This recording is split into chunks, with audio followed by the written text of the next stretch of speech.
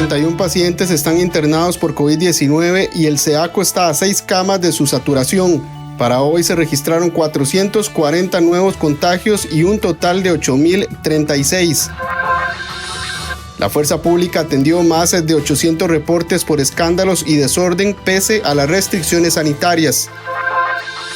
El Poder Ejecutivo presentó este lunes el presupuesto extraordinario que contempla recortes millonarios en gasto público y la disminución del 15% en las jornadas laborales de los empleados públicos que ganen más del 1,5 millones de colones.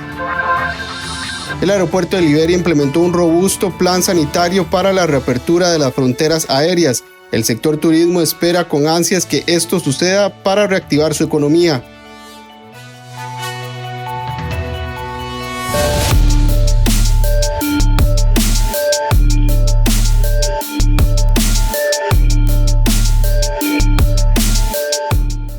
El Centro Especializado de Atención Pacientes con COVID-19, el SEACO, está a 6 camas de saturar su capacidad total para recibir pacientes.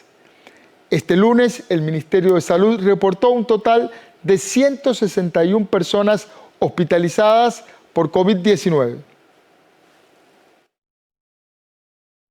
De las 88 camas que se ubican en el Centro Especializado de Atención de Pacientes con COVID-19, SEACO, 82 ya están ocupadas. Es decir, que ese centro médico está a tan solo 6 camas de saturarse. SEACO, llevamos 82 hoy. Ese hospital tiene 88 camas. Pero fuera de SEACO y fuera de cuidados intensivos tenemos 49 pacientes. O sea, con solo trasladar 6 de ellos llenamos SEACO. SEACO no está saturado en este momento porque no hemos querido saturarlo. Para este lunes 13 de julio, el Ministerio de Salud reportó un total de 161 pacientes hospitalizados, de los cuales 30 permanecen en cuidados intensivos. La cifra más alta de hospitalizados se alcanza hoy con 161 personas que están en los diferentes servicios de salud, hospitales de la Caja Costarricense de Seguro Social, y tenemos 30 también, la cifra más alta de personas en cuidados intensivos. El rango de edad de estas personas va desde los 0 hasta los 82 años. Las autoridades insistieron en la necesidad de cumplir con los protocolos de higiene, utilizar caretas o mascarillas y procurar permanecer en casa para evitar la propagación del virus. 40 personas resultaron positivas en las pruebas masivas de COVID-19 que las autoridades realizaron en Alajuelita. Los precarios Los Pinos y Juan Rafael Mora agrupan la mayoría de los casos. La semana anterior, las autoridades de salud realizaron un testeo masivo en el cantón de Alajuelita, en el que se desarrollaron 1.348 pruebas, de las cuales 40 dieron positivas de COVID-19. Según el presidente ejecutivo de la Caja Costarricense de Seguro Social, Román Macaya, en los datos preliminares se encontró que la mayoría de las personas que se sometieron a las pruebas eran asintomáticas. Esto es un informe sobre el resultado de 1.348 muestras tomadas y analizadas de las 1.507 que se tomaron. O sea, solo faltan 159 por, digamos, reportar. De esas 1.286 fueron de personas asintomáticas, o sea, la gran mayoría de estas personas a las cuales se les tomó una muestra aleatoriamente fueron personas asintomáticas y solo 62 de ellas fueron sintomáticos de este informe preliminar. El 47% de las personas contagiadas son mujeres y 53% son hombres, en su mayoría entre los 20 y 29 años de edad. El 41% de los casos positivos se ubicaron en los precarios Juan Rafael Mora y Los Pinos. Precario Los Pinos y Juan Rafael Mora. Entre esos dos están el 41% de los casos positivos. Luego viene Corina Rodríguez con 12% y San Josecito con otro 12%. El 29% de los positivos son amas de casa. Y El mayor grupo etario en términos de los positivos es el grupo entre los 20 a 29 años de edad, donde está el 24% de los positivos en ese grupo etario. A este lunes 13 de julio, el Ministerio de Salud reportó 440 nuevos casos de COVID-19 en el país. Salud registró esta tarde otro lamentable fallecimiento. Se trata de un paciente de 72 años que estaba internado en el Hospital Calderón Guardia. Repasemos ahora los datos COVID-19 para este lunes. Hoy se registran 440 nuevos casos confirmados en las últimas 24 horas. El total de confirmados lleva, desde que inició la pandemia, llega a 8.036 personas. Las personas recuperadas alcanzan la cifra de 2.309. Tenemos hoy 161 personas hospitalizadas y lamentablemente 32 fallecimientos. En menos de 15 días la cantidad de contagios de COVID-19 se duplicó en niños menores de 14 años. Este lunes Costa Rica presenta 1.033 casos de este tipo según el Ministerio de Salud. A inicios del mes de junio, Costa Rica reportaba 540 menores de 14 años contagiados con COVID-19. Sin embargo, en cuestión de 13 días, esta cifra prácticamente se duplicó, llegando a 1.033 casos, según confirmó este lunes el Ministerio de Salud en medio de la conferencia de prensa de actualización de datos de la pandemia. Según los últimos datos brindados por las autoridades pertinentes, del total de menores contagiados se reportan 246 niños enfermos con edades entre 0 y 4 años. Otros 268 tienen entre 5 y 9 años y 279 están en el rango de edad de 10 a 14 años. El ministro de Salud, Daniel Salas, fue claro en que es complicado el control que deben tener los padres con los menores de edad por el mantener el distanciamiento social. Sin embargo, con ellos es aún más complicado. En realidad, lo que hemos indicado en el núcleo familiar, pues obviamente es mucho más difícil por el diario compartir, evitar los contagios. Lo que sí es importante, sobre todo, bueno, cuando uno regresa, ¿verdad?, de andar fuera de la casa, es importante pues lavarse adecuadamente las manos. Obviamente ya en personal, por ejemplo, de salud o ciertas circunstancias en que la atención al público es mucho más, pues es incluso adecuado el cambio de ropa. Pero lo que sí es cierto es que especialmente con los niños que tienen factores de riesgo, que ya los ponen en una situación mucho más delicada para enfermar gravemente. Recordemos que hemos dicho factores de riesgo, ahora lo que es personas que tienen problemas respiratorios crónicos, personas que tienen problemas circulatorios ya crónicos, ¿verdad?, personas que tienen algún problema inmunológico, ¿verdad?, niños pueden ser que estén en esta condición, pues obviamente ahí sí los protocolos de contacto tienen que ser maximizados, usando siempre el cubrebocas, ¿verdad?, e incluso tratar de minimizar al máximo el contacto, ¿verdad?, que los utensilios, por ejemplo, no se compartan, ¿verdad?, con ellos. En los niños, sobre todo, que tienen factores de riesgo más importantes, sí tiene que haber un protocolo mucho más estricto que con respecto a los demás niños. A estos menores de 14 años se suman otros 202 casos de adolescentes con edades entre 15 y 17 años. Además del repunte en la cifra de casos que se registra desde el mes de junio, las autoridades anunciaron que se reportan 2 niños internados por COVID-19, quienes además se encuentran en un estado crítico en la unidad de cuidados intensivos. Como adelantábamos, la pandemia tiene a un bebé de 2 meses y a una niña de 6 años en condición delicada y bajo la atención de cuidados intensivos en el Hospital Nacional de Niños. Para entender un poco mejor la manera en que el COVID afecta a los bebés y a los niños, voy a conversar ahora con la doctora Olga Arguedas, inmunóloga y directora del Hospital Nacional de Niños. Buenas noches, doctora Arguedas. Un gusto tenerla otra vez en el set de Costa Rica Noticias. Muy buenas noches, don Ernesto. Gusto en saludarlo y gracias por invitarme una vez más. Doctora, los casos de un bebé de 2 meses y una niña de 6 años internados en la UCI a causa del COVID causaron mucha alarma este fin de semana.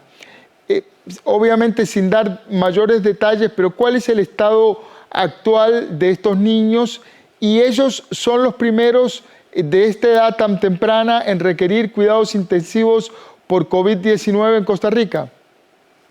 Sí, don Ernesto, comienzo por el final de su pregunta. Efectivamente, estos 2 niños son los primeros 2 que requieren cuidado crítico.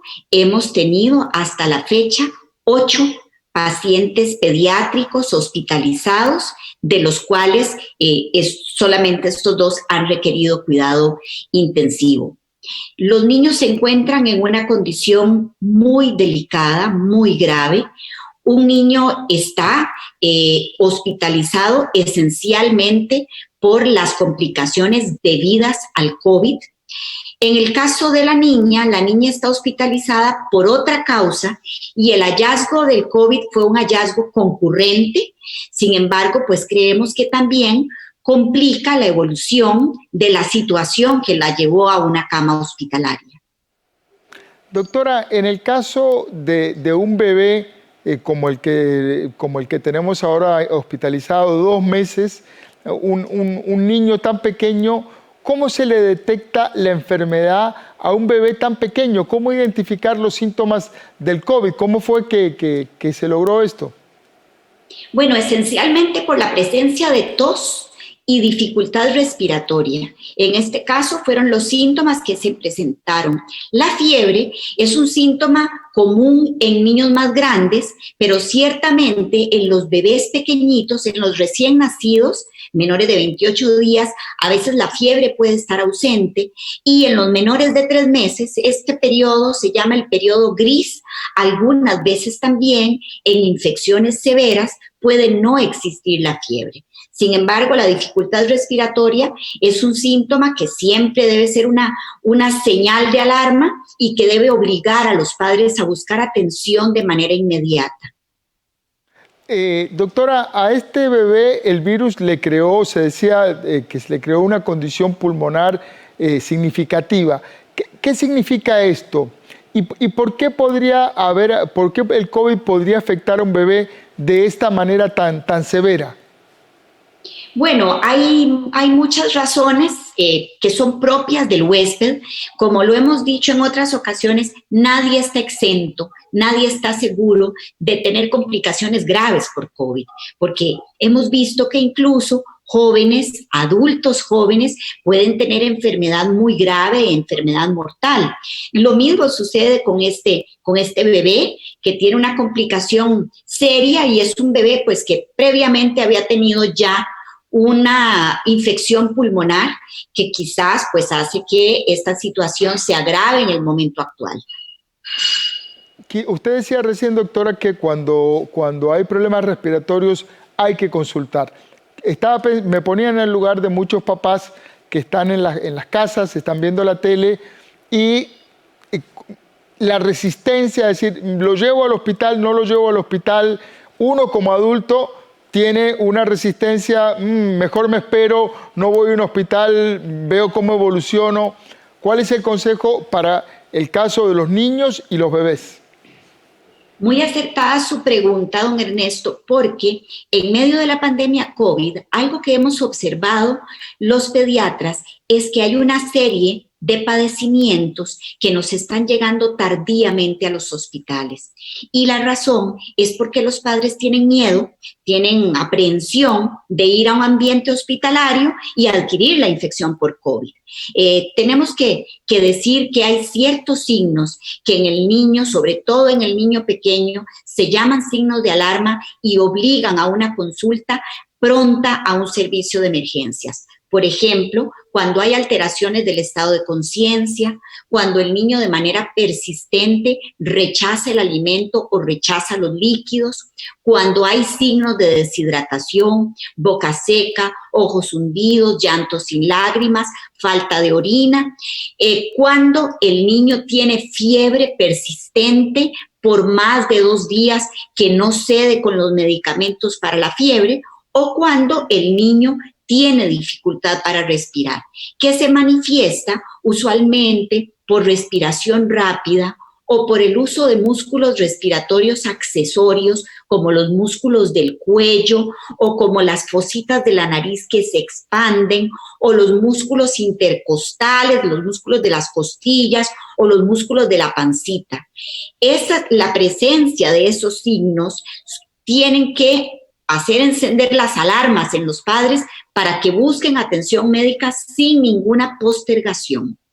Sí, es importantísimo la observación corporal, ¿verdad?, de los niños, sobre todo de los niños pequeños, su capacidad de expresarse oralmente, o sea, no pueden pedir ayuda y decir, me duele tal cosa, pero lo expresan con su cuerpo.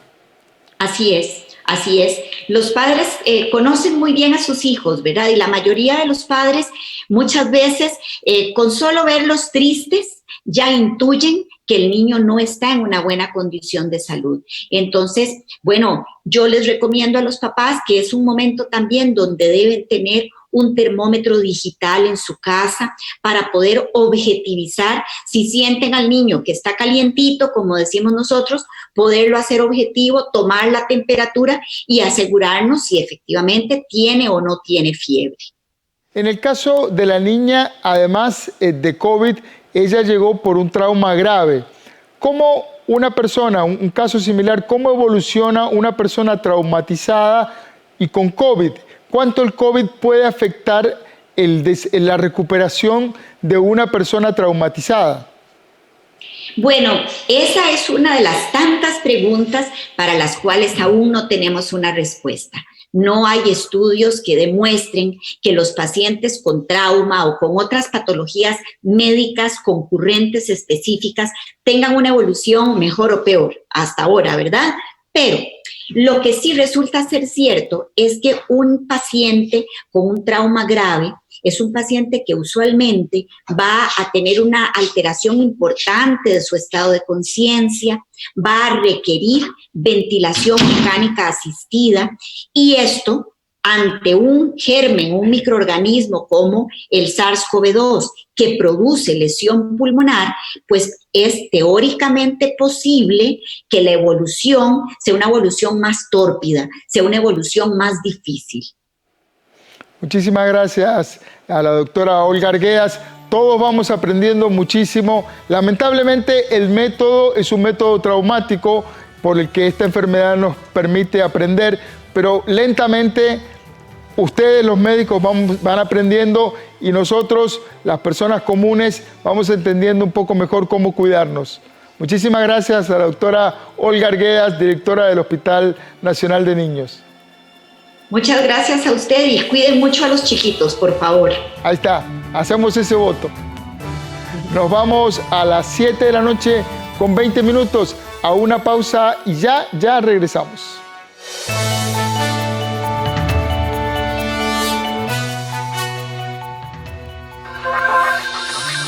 El Poder Ejecutivo presentó este lunes el presupuesto extraordinario que contempla recortes millonarios en gasto público y la disminución del 15% en las jornadas laborales de los empleados públicos que ganen más del 1,5 millones de colones.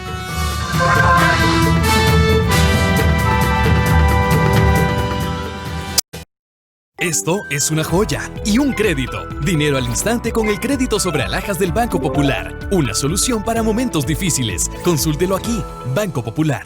Tengo algo muy importante que decir. ¿Qué me vas a decir? Que estoy embarazada. Pues sí se te nota. ¿Qué querés? ¿Que yo sea el padrino de ese chaval? Que estoy embarazada de vos. Chico, es el mejor montador de todo lo que hay aquí en el pueblo. ¿De verdad? Pero amárrelos. Un torito más pequeño, hombre. Pero es que yo no puedo ni montar bicicleta. Para hombre. Los martes a las 9 de la noche, aquí en 13, Costa Rica Televisión. Animados, drama, comedia, historias, música, danza. Todo lo que hacen nuestros artistas nacionales en Cine en Cortos. Los jueves a las 9 de la noche, con repetición los domingos a las 11 de la mañana. Aquí en 13, Costa Rica Televisión. Un viaje por 200 años de historia, donde se entremezclan sociedad, política y economía. Diálogos del Bicentenario, con la conducción de Evelyn Fasher y destacados invitados de diferentes ámbitos del quehacer nacional. Todos los lunes a las 9 de la noche por 13 Costa Rica Televisión.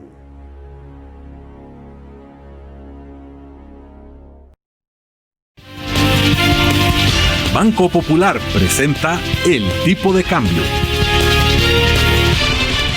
7 de la noche con 23 minutos y nos vamos a ver la cotización de la divisa estadounidense para el día de hoy. El precio del dólar para la compra, 579 colones. El precio del dólar para la venta, 584 colones con 65 céntimos.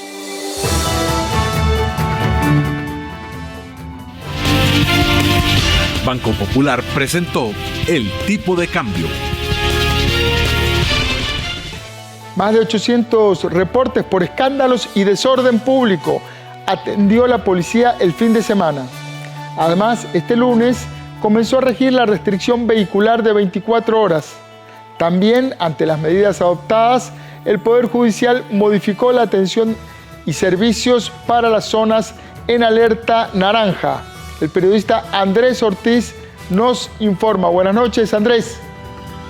Buenas noches, don Ernesto, usted y a todos los televidentes. Tal y como usted lo manifiesta, el día de hoy comenzó a regir la restricción vehicular de 24 horas para todo el país y que en este caso es diferente a lo que habíamos registrado ya meses atrás, donde lo que implica con este caso es que los vehículos cuya cifra última de la placa podrán circular. Hoy, por ejemplo, solo podían circular las placas terminadas en 1 y 2, para mañana serán 2 y 3 y así sucesivamente durante la semana. Hay que tener muy claro esas restricciones que tiene en este momento el país para evitar ser sancionado y también cooperar con las medidas sanitarias que el gobierno ha estipulado para estos 9 días. Veamos la siguiente información.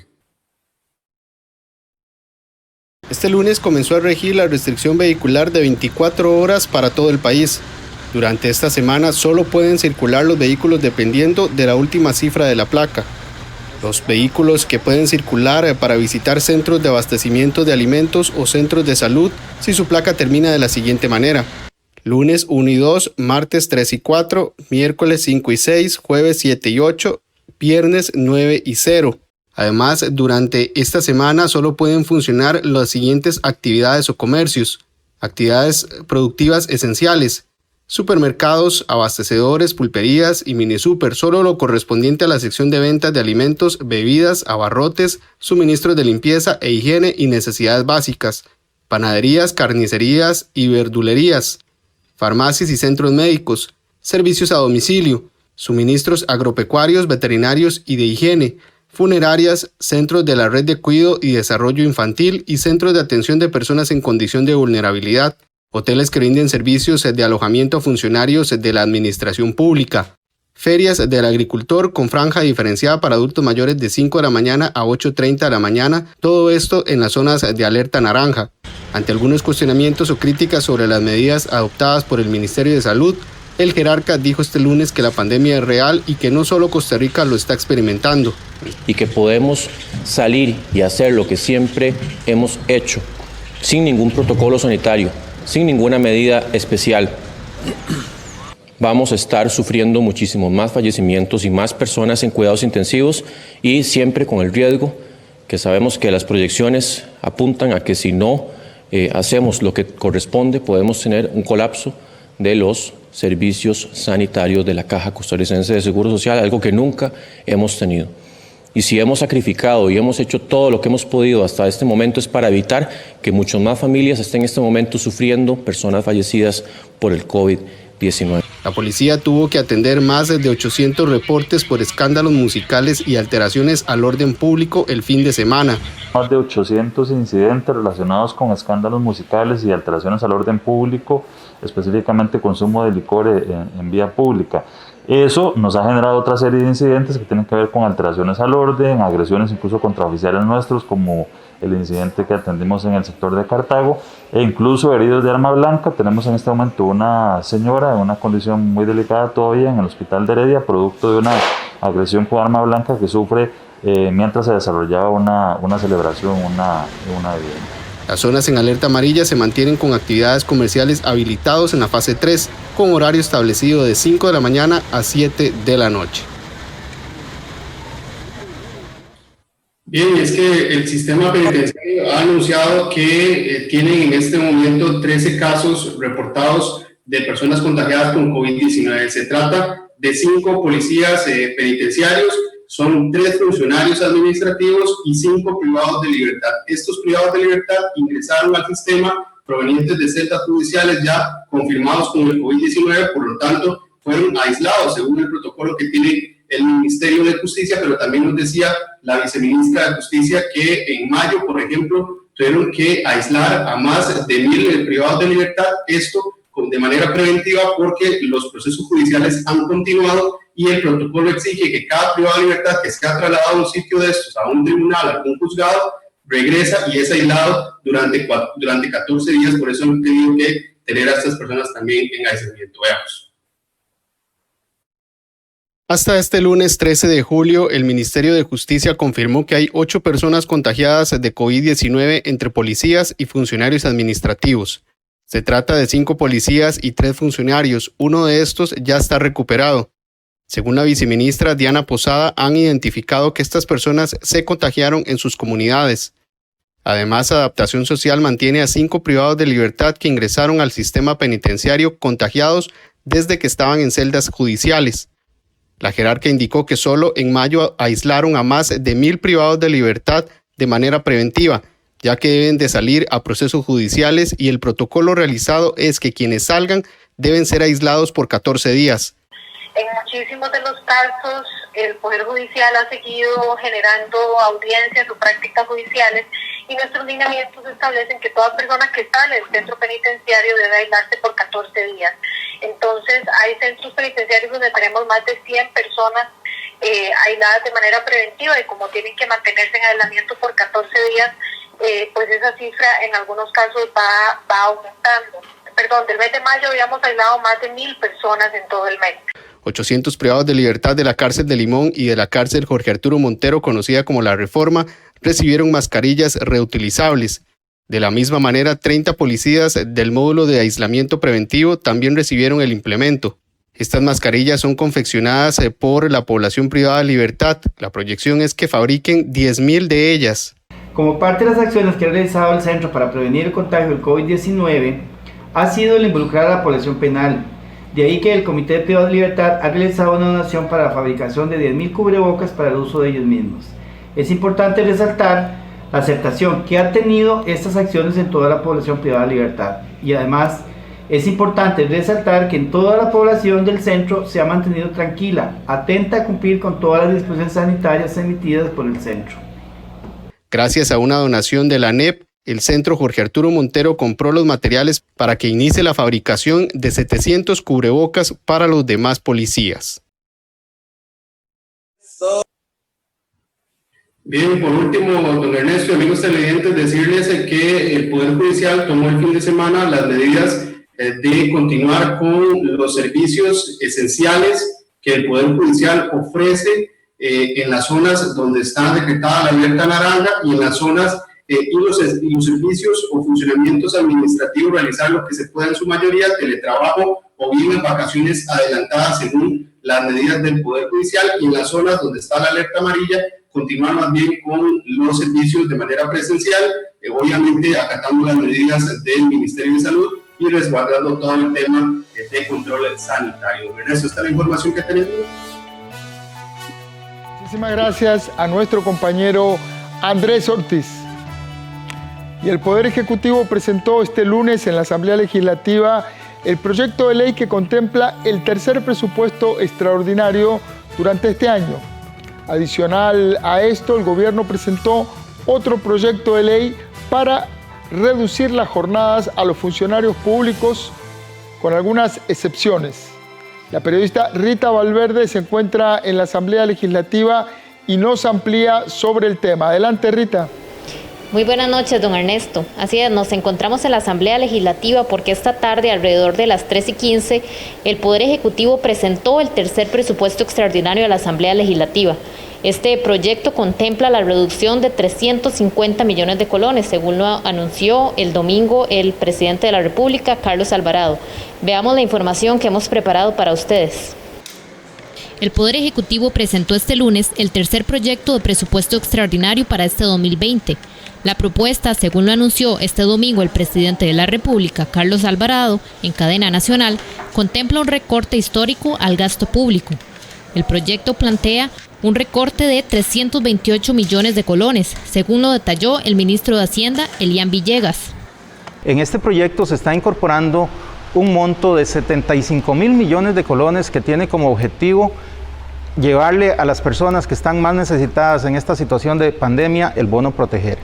Igualmente se está incorporando una suma de alrededor de 45.000 millones de colones que viene a suplir el dinero que la Caja Costarricense del Seguro Social ha dejado de recibir como un efecto de reducción en sus ingresos por efecto de la pandemia, y también la suma de 3.000 millones de colones adicionales para el otorgamiento de nuevas pensiones del régimen no contributivo. Este proyecto fue entregado a la Asamblea Legislativa a las 3:15 de la tarde de este lunes por la jefa de despacho del Ministerio de la Presidencia. Los diputados indicaron que esta misma noche lo estudiarán para darle acogida en la Comisión de Hacendarios lo más pronto posible. Estas fueron las reacciones de los legisladores. Este presupuesto, recordemos que el recorte que se hace es en virtud de que Liberación y el resto de las bancadas rechazamos, bueno, la mayoría, rechazamos el último presupuesto donde no tenía un recorte sustancioso. No era de recibo avalar y aprobar un proyecto en donde realmente no había un recorte donde debe darse, o sea, no es sustantivo, no en lo que me sobre, no en lo que pueda por encima recortar, sino realmente hacer el recorte que correspondía. Supera los 400.000 millones y un recorte importante, que esperamos sea así. Ya tendríamos que conocerlo por el fondo, porque en el presupuesto extraordinario presentado anteriormente también hablaban de un presupuesto, un recorte, significativo, sin embargo incluían lo que era refinanciamiento de deuda, y eso no es un recorte. Entonces tendríamos que ver ya por el fondo qué es lo que plantean. Ojalá que sí, ojalá que esta vez el Ejecutivo demuestre que tiene la voluntad de socarse la faja antes de venir a tocarle el bolsillo a los costarricenses. Bueno, yo no he tenido la oportunidad de conocer el presupuesto porque entiendo que viene entrando a las 14 horas, pero vamos a ver el mismo, posiblemente hoy mismo en la noche, porque estaremos integrando la Comisión de Asuntos Hacendarios que sesionará mañana, de manera que vamos a abocar a estudiarlo hoy mismo en la noche para sentar nuestra posición, para ya llegar mañana a la sesión de Asuntos Hacendarios con una posición clara al respecto. Adicional a este presupuesto, el Poder Ejecutivo presentó un proyecto de ley que plantea la reducción de la jornada laboral y salarial en un 15% a los funcionarios públicos cuyo salario sea mayor a 1,5 millones de colones. El beneficio de este recorte es de 129.700 millones, que irá a Caja Única y a manos del Ministerio de Hacienda. Este recorte es por la suma de 328.000 millones de colones, y a ese monto debe agregársele la suma de aproximadamente 44.000 millones de colones que corresponde a 4 meses de reducción de jornada para los funcionarios públicos. Específicamente en este tema, hoy se estará presentando un proyecto de ley que establece que se le reducirá la jornada en un 15% a aquellos funcionarios públicos que tengan salarios superiores a 1.500.000 colones. El proyecto excluye a personal que se dedica a atender la pandemia, entre ellos Cuerpo Policía, beneméritos del Cuerpo de Bomberos, Ministerio de Salud, Caja Costarricense de Seguro Social, Comisión Nacional de Emergencias y centros penitenciarios. Esta es la información que tenemos de momento. Volvemos con ustedes en el estudio. Muchas gracias a nuestra compañera Rita Valverde. Los diputados de la República podrán sesionar de manera virtual. Esto gracias a una modificación en el reglamento legislativo que se aprobó este lunes. Para implementar este cambio se darán un mes de tiempo. Los diputados de la República podrán sesionar de manera virtual gracias a la aprobación de un proyecto de ley que permite la modificación en el reglamento legislativo. El proyecto fue presentado por la legisladora liberacionista Ana Lucía Delgado, a raíz de la situación que ha provocado la pandemia de COVID-19. Así lo explicó la legisladora. Esto es un proyecto que yo presenté en abril pasado que lo que busca es que todos los órganos legislativos se les permita sesionar de forma virtual en una situación tan compleja como la que se está viviendo frente al COVID-19, el tema de pandemia, con el fin de posibilitar que el primer poder de la República se mantenga lógicamente realizando las funciones constitucionales que le competen y no verse mermado precisamente el trabajo legislativo tanto en las comisiones como en el plenario legislativo. Los diputados además acordaron sesionar este martes de manera presencial, a pesar de que a un inicio se planteó sesionar solo lunes y jueves de esta manera.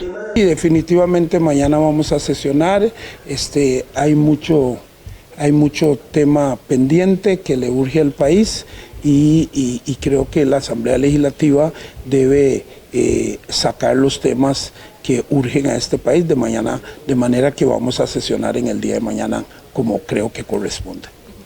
La sesión de este martes arrancará a partir de las 9 de la mañana. El presidente de la Asamblea Legislativa, Eduardo Cruikshank, indicó que la modificación se debe a la atención que tienen pendientes en la agenda de estos días.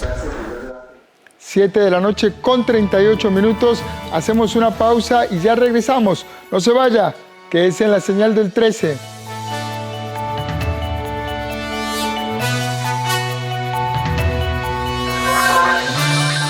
El aeropuerto de Liberia implementó un robusto plan sanitario para la reapertura de las fronteras aéreas. El sector turismo espera con ansias que esto suceda para reactivar su economía.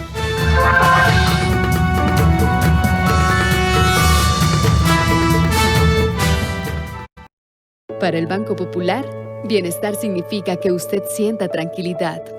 La tranquilidad de usar nuestras tarjetas con tasas bajas, cómodas cuotas, disponer de más tiempo y una amplia red para pagar, hacer compras seguras por Internet, BP tasa cero y puntos. Y porque bienestar significa tranquilidad, si compra con nuestras tarjetas participa por 30 premios de 200.000 colones para compra de víveres. Banco Popular y de Desarrollo Comunal. Disfruta de diferentes géneros musicales de artistas nacionales que inspiran imágenes en Cine en Cortos. El jueves 16 de julio a las 9 de la noche, con repetición los domingos a las 11 de la mañana, aquí en 13, Costa Rica Televisión. Punto y Coma regresa con nueva temporada. Acompáñenos a conocer lo mejor de la literatura costarricense a través de sus escritores. En la nueva temporada de Punto y Coma, nuestros libros tienen la palabra. Los domingos a las 12 mediodía, con repetición los lunes a las 11 de la noche. Solo en 13, Costa Rica Televisión. Sus productos y servicios del BCR están a solo un formulario de distancia. Aquí podrá solicitar la clave dinámica, apertura de cuentas, ahorro automático, solicitar su tarjeta de crédito, entre otros. Solo complete el formulario en bancobcr.com o en la app BCR Móvil desde la comodidad de su casa. Somos el Banco de Costa Rica. Quédese en casa.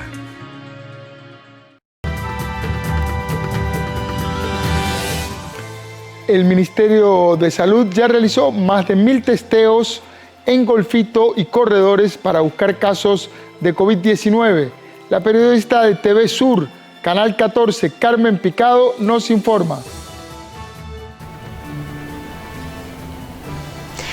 Así es, muchísimas gracias. El saludo cordial desde Pérez Celedón. En efecto, en la región Brunca del país han estado incrementando la cantidad de casos de COVID-19, siendo la preocupación mayor en cantones como Corredores y Golfito, donde el Ministerio de Salud ha hecho un testeo bastante importante. Aquí le informamos. Según el último reporte del Ministerio de Salud del Cantón de Corredores, que se mantiene en alerta naranja, contabiliza ya 130 casos, de esos 106 se mantienen activos y 24 recuperados. En el caso de Golfito, también en alerta naranja, tiene 37 casos, 33 activos y 4 recuperados. Estos números surgen principalmente del fuerte trabajo que está llevando a cabo el Ministerio de Salud en la búsqueda de casos. En ese sentido, ya se han hecho más de 1000 testeos en ambos cantones. Los cantones más afectados son Corredores y Golfito. En esas dos localidades, o en las localidades de esos dos cantones, hemos aumentado el testeo para buscar los casos positivos. Se han hecho más de 1000 testeos en esas localidades buscando estos casos.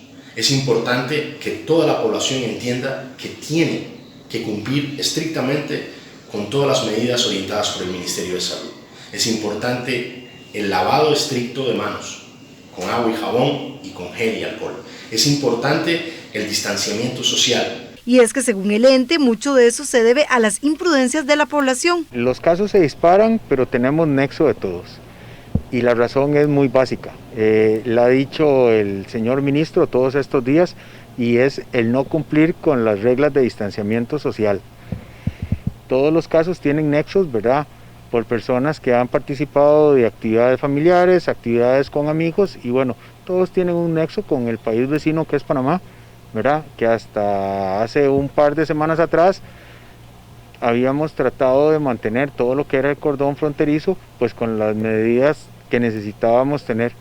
Sin embargo, pues hubo cierto contacto entre una población que es fronteriza, y esto ha hecho que aumenten los casos en la parte del cordón fronterizo.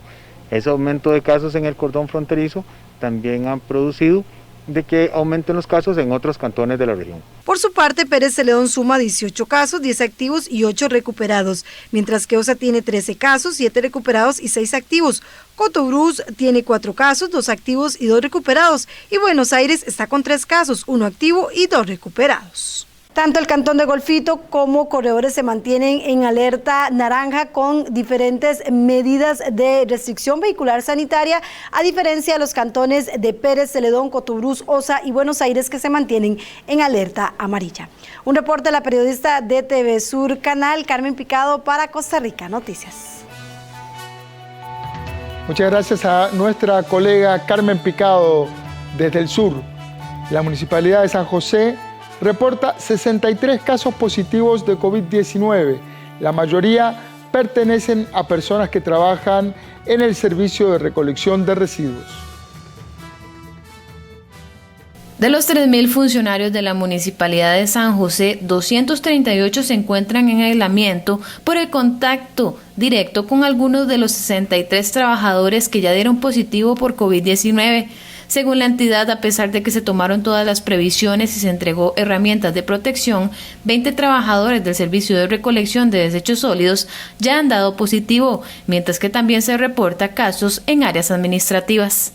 En este momento, donde estamos en un proceso de contención debido a que ya tenemos casos positivos, tal y como sucede en muchas otras instituciones y en casi todo el país, estamos dando un abordaje serio donde les estamos generando un apoyo a cada uno de los compañeros que hoy se encuentran atravesando la enfermedad.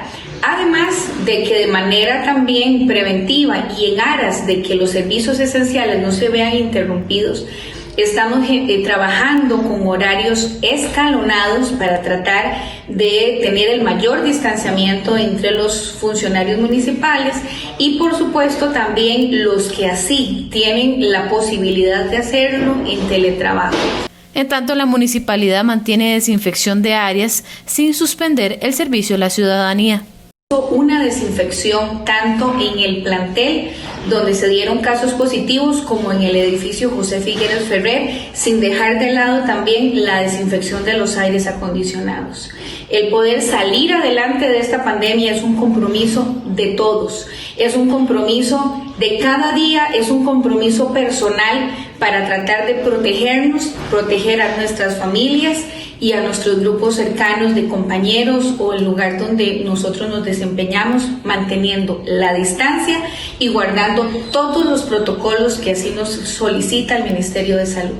Hace algunos días también se reportaron casos en la Municipalidad de Heredia y en el mercado municipal, lo que meritó el cierre de las instalaciones para realizar la limpieza exhaustiva de superficies.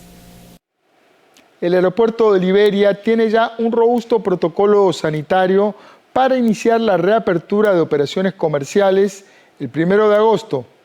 esta provincia espera ansiosamente la fecha en que el turismo le permita reactivar su economía.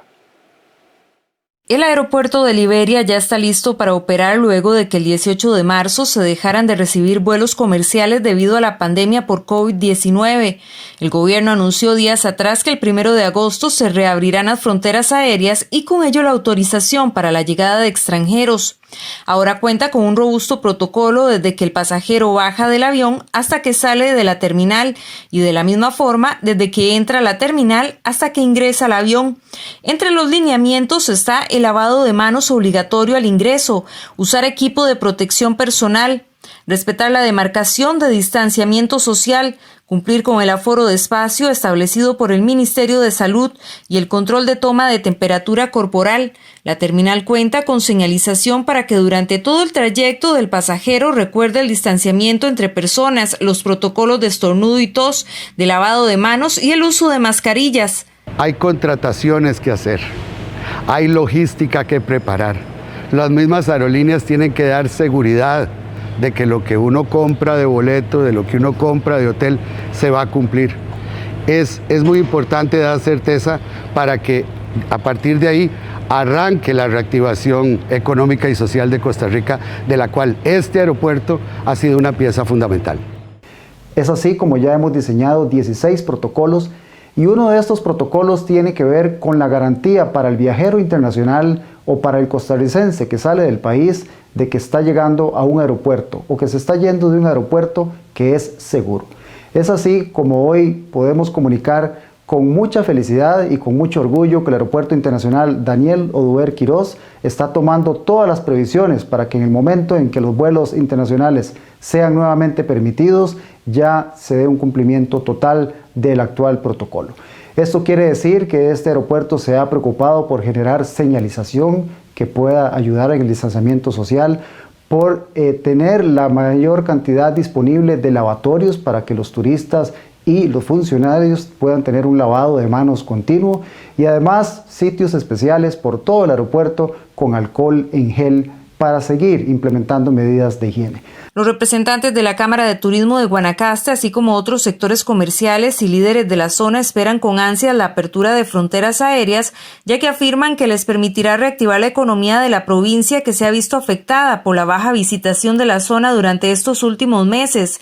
Todos los empresarios han estado ajustando ya dentro de las empresas, dentro de los diferentes sectores, sus protocolos, sector transporte, hospedaje, aventura, restauración, wellness, todos los demás sectores también, aquí aeropuerto incluido, han estado implementando ya los diferentes protocolos, capacitando a su gente y asegurándose de que todos los equipos de seguridad y todos los aditamentos que necesitan estén ya instalados y como ustedes pudieron constatar, ya este aeropuerto está 99.9% listo, así que aquí lo único que falta es que lleguen los clientes que con tanta ansia estamos esperando que regresen a disfrutar de las bellezas de este país. Según el ICT, Guanacaste históricamente ha sido de atracción de turistas internacionales. Cerca de 1.5 millones de turistas eligen el Pacífico Norte como destino vacacional, donde pasan en promedio 12 noches y gastan $1,200 por persona aproximadamente. El 93% de los visitantes que ingresan al aeropuerto de Guanacaste lo hacen por motivo de turismo. Previo al cierre de fronteras, el aeropuerto de Liberia conectaba 25 destinos de Norteamérica y Europa.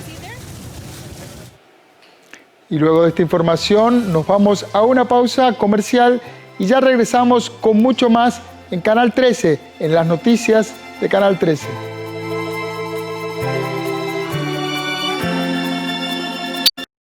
Esto es una joya y un crédito. Dinero al instante con el crédito sobre alhajas del Banco Popular. Una solución para momentos difíciles. Consúltelo aquí, Banco Popular.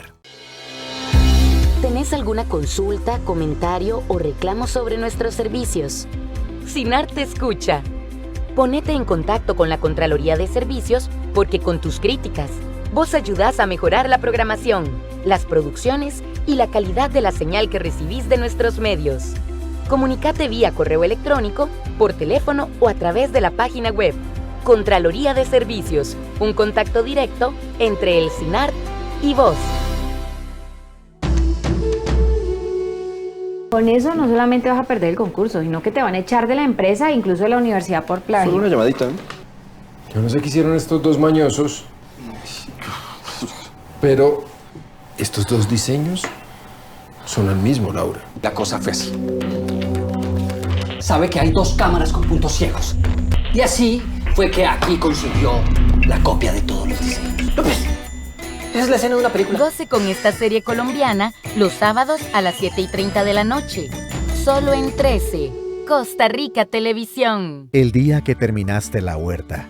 El día que aprendiste un nuevo baile. Cuando el aislamiento pase. ¿Qué querés recordar? Hay un mundo de posibilidades. Aprovechalas. Banco Nacional. Juntos somos progreso.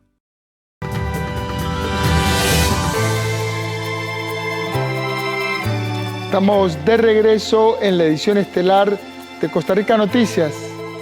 Este lunes, en nuestra sección Animales en Libertad, le queremos presentar al gallito de las rocas. Es el ave nacional del Perú y en esta especie el macho realiza un interesante ritual en donde se exhibe con la hembra como parte del cortejo.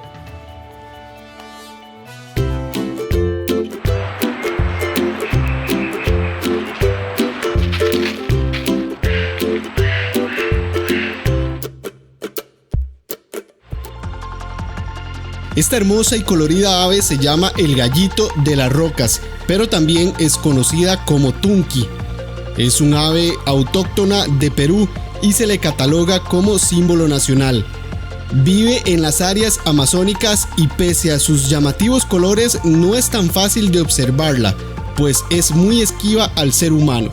Su canto es hermoso, pero solo se pueden escuchar en época de celo o si están nerviosas, pues por lo general son aves silenciosas. Su cortejo se basa en grandes acrobacias por parte del macho que quiere encontrar con quién aparearse. Es un ave polígama y gregaria, por lo que es común que hagan su vida en el mismo lugar donde nacieron.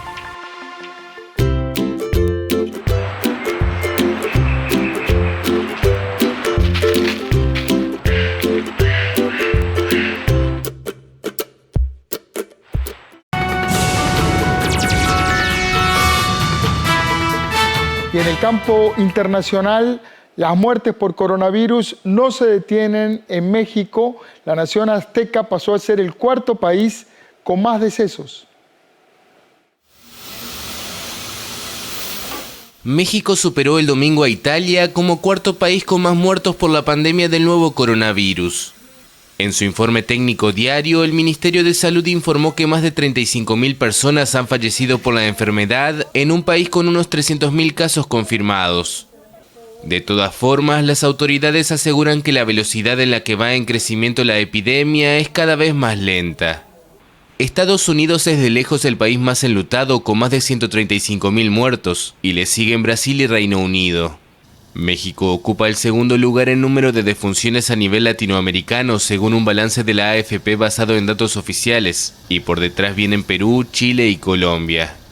Argentina superó los 100.000 casos, con el área metropolitana de Buenos Aires como foco del 95% de los contagios de todo el país. América Latina era el lunes la 2ª región más afectada por el nuevo coronavirus, solo por debajo de Europa. A nivel mundial, la pandemia ha causado más de 568.000 muertos y casi 13 millones de contagios. Por primera vez, el presidente estadounidense Donald Trump utilizó públicamente una mascarilla para protegerse y proteger a las personas que lo acompañan del COVID-19. En ese país, los contagios continúan en un franco aumento. Donald Trump visto por primera vez usando mascarilla. El presidente de Estados Unidos cumplió el sábado con una de las medidas más recomendadas para evitar contagios del nuevo coronavirus al visitar un hospital de las afueras de Washington para saludar a veteranos militares. Según informes de prensa, sus asesores prácticamente rogaron al mandatario que cediera y usara tapabocas en público. Estados Unidos sigue rompiendo récords de infecciones diarias y ya acumula más de 3.200.000 casos y casi 135.000 decesos. Mientras tanto, en España, las autoridades regionales de Cataluña ordenaron el domingo el reconfinamiento obligatorio de los 200.000 habitantes de la zona de Lérida. Es la primera vez desde el 21 de junio, cuando terminó el confinamiento general en España, que se vuelve a decretar el aislamiento domiciliario en una zona. España es uno de los países más golpeados del mundo por la pandemia de COVID-19, con 28.400 muertos. Y el domingo las regiones norteñas de Galicia y País Vasco votaban en medio de medidas reforzadas de higiene, y cientos de votantes excluidos por estar enfermos de coronavirus. Con el desconfinamiento están apareciendo nuevos focos de contagio en Europa, el continente con más decesos, unos 202.000 sobre 2.800.000 contagios. El coronavirus avanza implacable también en América Latina y el Caribe, la región donde la enfermedad progresa más rápidamente, con un balance de 143.000 muertos y 3.300.000 casos. Chile superó el sábado los 11.000 muertos por coronavirus, sumando los casos probables, según el Ministerio de Salud. A las 7 de la noche con 58 minutos, llegamos por hoy al final de esta edición estelar de Costa Rica Noticias. Muchas gracias por informarse con nosotros. Trabajamos para entregarle noticias con balance y contexto. No se vaya, enseguida volvemos con una entrevista a la ministra de Educación Pública, Giselle Cruz.